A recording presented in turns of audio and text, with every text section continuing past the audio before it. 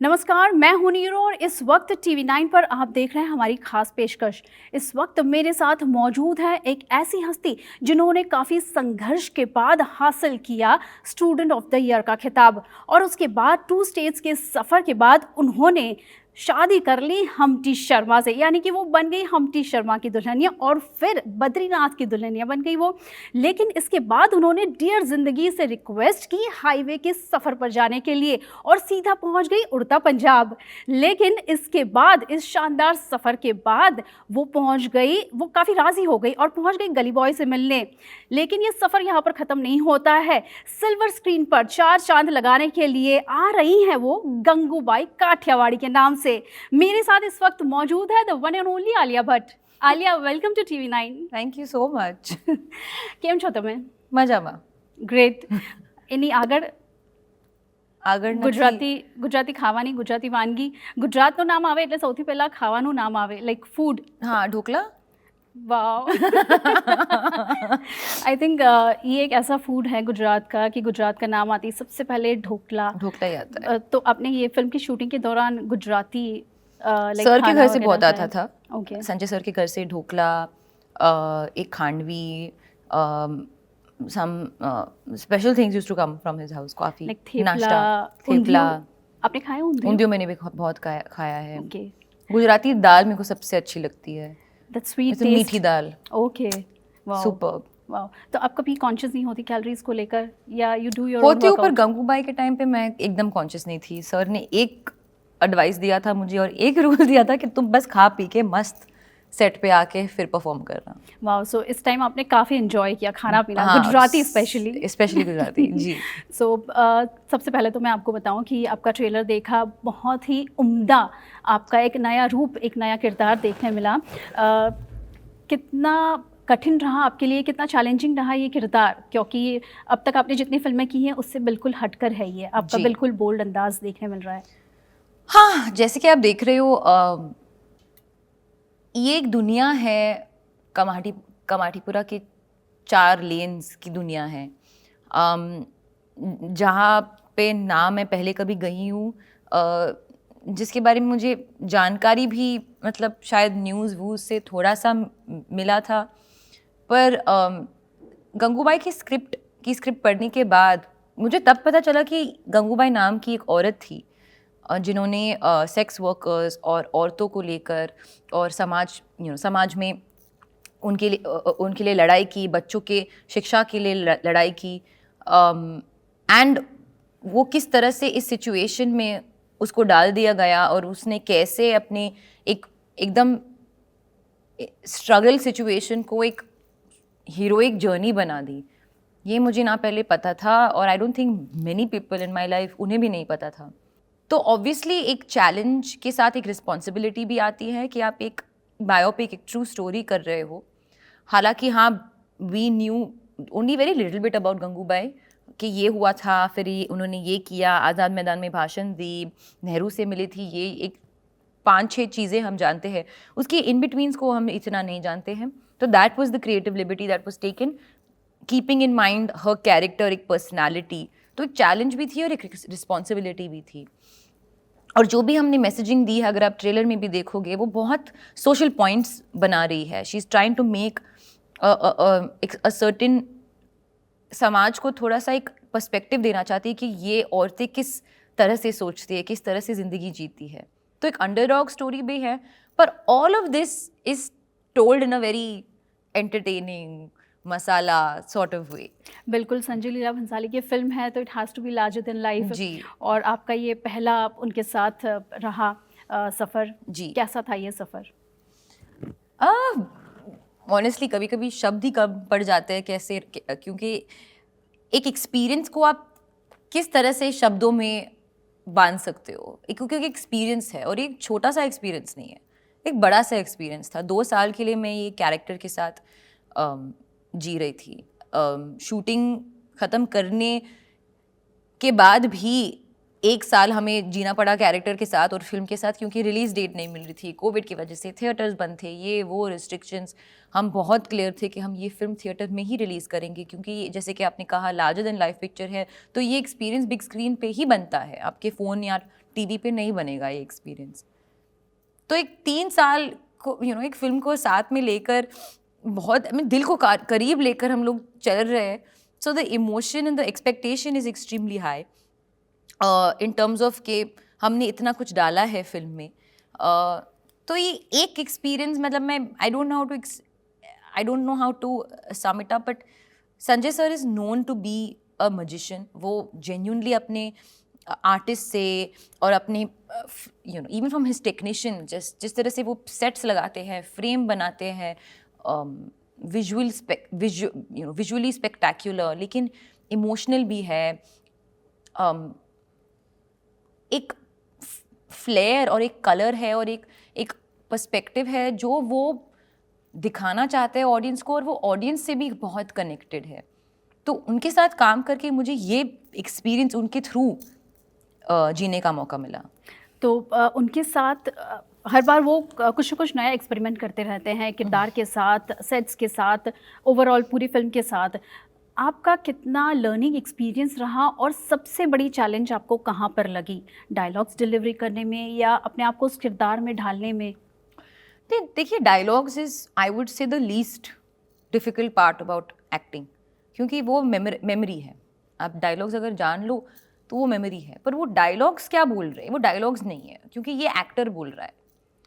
पर ये एक्टर नहीं, एक्चुअली कैरेक्टर बोल रहा है। तो अगर आप कैरेक्टर के नज़रिए से बोल रहे हो तो वो डायलॉग्स नहीं बनते, ये आपके पॉइंट ऑफ व्यूज़ है।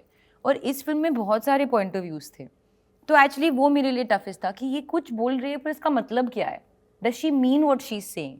कि एक्चुअली कुछ बोल रही है पर आंखें कुछ और बोल रही है। जब वो भाषण दे रही होती है, जैसे कि आपने ट्रेलर में भी देखा हो, वो जब वो लड़ रही है और वो बोल रही है अपने बच्चों को शिक्षा का हक दिलाकर ही रहूँगा, वो एक फ़ाइट है। तो वो सिर्फ डायलॉग नहीं है, उस पर्सपेक्टिव से बोलना पड़ता है जो कैरेक्टर है, और वो उसमें घुसना मेरे लिए सबसे ज़्यादा डिफ़िकल्ट था। पर डिफ़िकल्टी तो नॉर्मली है ना, जब आप एक चैलेंजिंग पार्ट उठाओगे तो आप डिफ़िकल्टी एक्सपेक्ट करते हो। तो आई एक्सपेक्टेड नथिंग लेस। मैं चाहती थी कि ये चैलेंजिंग रहे, मैं चाहती थी कि ये एक्सपीरियंस एकदम लाइफ चेंजिंग रहे, जो ये थी। बिल्कुल। शूट के टाइम का कोई ऐसा एक्सपीरियंस जो आप दर्शकों के साथ शेयर करना चाहेंगी जो बहुत ही यादगार रहा आपके लिए? आई थिंक हर दिन हर पल बहुत ही यादगार था मेरे लिए, specially the last day of shoot, क्योंकि हमने एक गाना शूट किया था जो आपको देखने को मिलेगा वेरी सून।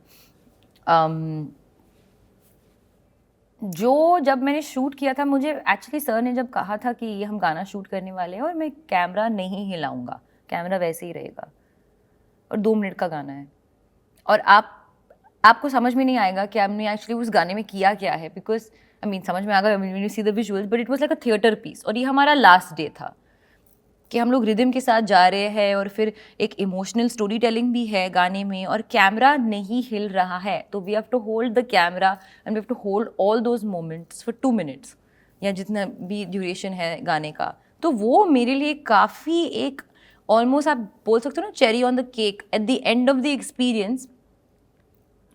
वो जो तड़का लगा है एट द फिल्म, मतलब we been through 150 days of shoot, और ये फाइनल दिन पे सर ने ये जो एक मारा है कि हम लोग ये शूट करेंगे और गाना ऐसे होगा जो एक दिन में हो गया, it was quite magical. I remember उस दिन हमने 20 टेक किए ये गाने के लिए। My goodness. और एक शॉट में ही करना था वो पूरा? एक शॉट में। जैसा कि आपने बताया 2 साल आप उस कैरेक्टर में ही रहे, कोविड की वजह से काफ़ी डिले हुई रिलीज़ वगैरह। इस तरह का जो कैरेक्टर होता है इतना सीरियस, और आपको पूरा उसमें ढालना है, जब फिल्म मेकिंग ख़त्म हो जाती है तो उसके हैंगओवर से आप कैसे बाहर आते हैं? Is it really that difficult? I don't think मेरा हैंगओवर शुरू हुआ है क्योंकि अभी भी मैं जब तक फिल्म रिलीज़ नहीं होगी मेरा हैंगओवर शुरू नहीं होगा। तो जब रिलीज़ होगी और 1 हफ्ते के बाद हमें पता चलेगा कि फ़िल्म कैसी चल रही है, तब शायद जाके मेरे को समझ में आएगा कि ओए फिल्म ख़त्म हो गई। तब फिल्म ख़त्म होती है जब फिल्म रिलीज़ होती है। और क्योंकि ये फिल्म मेरे दिल के इतने करीब है, और we really put so much of effort and hard work and everything into it, मैं तो सोच भी नहीं रही हूँ क्या होने वाला है। मैं अभी हॉलिडे बुक कर देती हूँ मेरे लिए हैंगओवर को ऑलरेडी रिस्पॉन्स तो मिल ही रहा है आपको ट्रेलर से। या it's been a good response, पर फिल्म पिक्चर अभी बाकी है। बिल्कुल। अजय देवगन के साथ पहली बार ऑन स्क्रीन अपीयरेंस रहा, पहली बार स्क्रीन शेयर की, कैसा एक्सपीरियंस रहा उनके साथ? फैंटास्टिक एक्सपीरियंस रहा। मैं जितना कहूँ कम होगा। It was genuinely such a I opening experience के इतने बड़े सुपरस्टार होने के बावजूद वो इतने डाउन टू अर्थ है और इतने कोलैबोरेटिव है, इतना वक्त देते हैं सीन्स को, मोमेंट्स को। मतलब उनको जल्दी जल्दी काम नहीं करना है, उनको ठीक से अच्छे से काम करना है, वो पूरा पूरा देते हैं। सेट से नहीं निकलते, मतलब सिर्फ बाथरूम जाने के लिए मतलब शायद निकलते हैं, otherwise he sitting on set the whole time. बातें करते हैं, डिस्कशन करते हैं, मतलब पैकअप होने के बाद भी अगर हमको ब्लॉकिंग और डिस्कशन करना है वो उसके लिए आते थे। वेरी कनेक्टेड, सजेशंस देते हैं। So I was mighty impressed. और ऑनेस्टली मैं I am no one to be impressed, but I was, मेरा बस ये मानना था कि उनको मतलब it was just such a delight and pleasure to have that experience with him. Specially बात करें ब्रह्मास्त्र भी आने वाली है, उसमें भी कोविड के चलते रिलीज़ को लेकर काफ़ी डिले हो गया। How eagerly you are looking forward to that? Very eagerly. और that's also something that has been going on for many years, बहुत साल हो गए हैं। And finally it's coming, going to see the light of day, तो वो भी बहुत एक्साइटिंग है। अब स्पेशली इस फिल्म की बात करें तो इसमें शूटिंग के वक्त माहौल कैसा रहता था? बहुत सीरियस और एकदम सब काम में डूबे हुए, या प्रैंक्स भी होते थे सेट पर? नहीं, प्रैंक्स ये सब मेनली रूमर्स हैं कि लोग प्रैंक्स करने के लिए टाइम ही नहीं है सेट पे। पर ऐसे नहीं कि हम लोग सीरियसली मतलब मरोस होके काम कर रहे हैं। हाँ, हार्ड वर्क है, सीरियसनेस है, पर अगर कुछ फनी होता है हम लोग सब हंसते हैं। क्योंकि मतलब वो नॉर्मल है ना, हम लोग पनिशमेंट नहीं है, हम लोग काम पे जा रहे हैं और सब क्रिएटिव प्रोसेस है। क्रिएटिव प्रोसेस में there is a lot of fun, but it is a hard film to make, क्योंकि कैरेक्टर के ऊपर बेस्ड है और बहुत इंटेंस मोमेंट्स हैं। Sir is that kind of person कि वो बहुत पर्टिकुलर है अपनी फ्रेम को लेकर, परफॉर्मेंस को लेकर, छोटी छोटी चीज़ों को लेकर बहुत ही पर्टिकुलर है। तो उसकी वजह से everybody has to be on high alert, otherwise वो कहीं ना कहीं छूट सकता है। So the alertness is very high, पर इसका मतलब ये नहीं है that we are not having a good time. Right. ये जो कैरेक्टर है गंगूबाई, ये काठियावाड़ी कैरेक्टर है, तो इसमें आपको गुजराती एक्सेंट सीखना पड़ा या उस पर किसी तरह का आपको काम करना पड़ा, preparation? So there are few things जो, अगर काठियावाड़ से ये लड़की है तो ये कुछ शब्द अलग से बोलेगी। तो श को श को श नहीं स बोलेगी, ज को ज नहीं ज। तो थिंग्स लाइक दैट, तो वो अगर आप डाल दो तो वही से ही थोड़ा सा डिफरेंस आ जाता है। और चलो नहीं बोलेगी, चालो बोलेगी, राइट। You know. और फिर like small things like that. So few things और वर्ड्स को सर्टेन तरीके से प्रोनाउंस करना था। पर क्योंकि वो एक काठियावाड़ी है, पर वो जब बॉम्बे आती है तो ज़्यादा टाइम बॉम्बे में स्पेंड करती है, तो वह एक महाराष्ट्रन बम्बैया ट्वैंग भी लाना था। तो I had to be a combination of two things, जो या that we try to do and hopefully it's come out well. एक तरफ गंगूबाई है, दूसरी तरफ राजी के कैरेक्टर की बात करें, उड़ता पंजाब या हाईवे, इसमें आपने जिस तरह के बिल्कुल ही अलग तरह के किरदार किए हैं, आपको लगता है कि आप जितने तरह के किरदार करना चाहती थी वो सभी अब तक आपने किए हैं, या you are waiting for something else? नहीं, अभी ज़िंदगी बाकी है, बहुत सारे किरदार शायद आएंगे, but so far it has been quite satisfying. कौन सा आपका सबसे बेस्ट परफॉर्मेंस आप समझती है, आपके हिसाब से कौन सा रहा है Gangubai? In terms of the toughest performance, I would say, yeah, been the toughest. अभी best I think लोग कहेंगे, मैं नहीं कहूँगी, मैं बोलूँगी मैं toughest performance has been Gangubai. कितनी आपको रिसर्च करनी पड़ी गंगूबाई पे? लाइक उनका जो एक अपीयरेंस होता है या उनका बिहेवियर होता है, बॉडी लैंग्वेज होती है? क्योंकि गंगूबाई के ऊपर हमें इतना इन्फॉर्मेशन नहीं था। एक पिक्चर था उनका जो शी वॉज वेरी ओल्ड, तो वो टाइमलाइन फिल्म में भी नहीं था। We are going for the younger timeline of Gangubai. वो गंगूबाई बन गई बहुत यंग उम्र में, 27 की एज में गंगूबाई बन गई।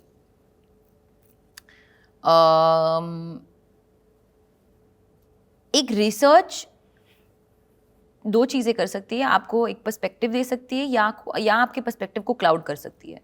तो मैंने ये आई थिंक नेचुरली हो गया कि ज़्यादा रिसर्च ना करके कैरेक्टर को क्रिएट करने में फोकस ज़्यादा हो, जो सर को के साथ मिलजुल कर हम सब ने किया। और उस पर ही ज़्यादा फोकस था। बॉडी लैंग्वेज, सर जो शब्द मेरे को बोलते थे ये दिखाओ वो दिखाओ, मैं वही करती थी। तो वो कुछ इतना इतना रिसर्च नहीं गया उसमें। राइट, तो इसमें जिस तरह से मैसेज दिया जा रहा है कि गंगूबाई किस तरह से अपने राइट्स के लिए लड़ रही हैं, एजुकेशन के लिए लड़ रही हैं बच्चों के, आपको क्या लगता है आज की जो महिलाएं हैं उनको आप इस फिल्म के द्वारा क्या संदेश देना चाहेंगी? एज़ वी ऑल नो कि आज काफ़ी महिलाएं कॉन्शियस हैं, बट स्टिल उनको आप किस तरह का मैसेज देना चाहेंगी अपने राइट्स के लिए लड़ने के लिए? आई थिंक फिल्म देख के उनको पता चलेगा। I think a lot of महिलाएं आज भी अपने राइट्स के लिए लड़ती है। ऐसे नहीं है कि लोग नहीं कर रहे। People are very outspoken nowadays, specially social media के ज़रिए तो मतलब और भी आउटस्पोकन हो गया है। बट आई थिंक ये फिल्म अपने राइट्स को लेकर, खुद के राइट्स को लेकर, एक पर्सपेक्टिव को लेकर ज़्यादा बात करती है कि आप don't be so quick to kind of जज a book by its cover. ये पॉइंट हमने बहुत सारे, film touches upon many points, पर वो आपको फिल्म देख के ही पता चलेगा। Right, just last rapid fire round, I just give you one word और आपको बताना है कि वो वर्ड से आपको कौन सा वर्ड आप रिलेट कर सकती है। गंगूबाई काठियावाड़ी। चांद। Great. Sanju Leela Bhansali. Magic. Film. Life. Food. Love. Favourite time pass. Sleeping. Brahmastra. Light. Love. Ranbir. Ranbir Kapoor. Ranbir Kapoor. Love. COVID-19, last one. Past. Hope so. It has to be like that. Yeah. Thanks so much for talking to TV9 और इतनी सारी आपके अच्छे experience share करने के लिए बहुत बहुत शुक्रिया, और TV9 की तरफ से आपको ढेरों शुभकामनाएं इस फिल्म के लिए। Thank you so much. तो दोस्तों, हमारी इस खास पेशकश में फ़िलहाल इतना ही, लेकिन ज़्यादा और जानकारी के लिए, ताज़ा समाचारों के लिए आप देखते रहिए TV9। कोरोना धर्म नहीं देखता, जात नहीं देखता, अमीर गरीब ऊंच नीच नहीं देखता। कोरोना सिर्फ मौका देखता है, लेकिन आप उसे मौका मत दीजिए। बस इतना कीजिए, जब कभी दफ्तर से, बाजार से घर लौटिए तो इतना ख्याल जरूर रखिए कहीं आपके साथ कोरोना आपके घर तो नहीं जा रहा। भूलिए मत, कोरोना अभी जिंदा है।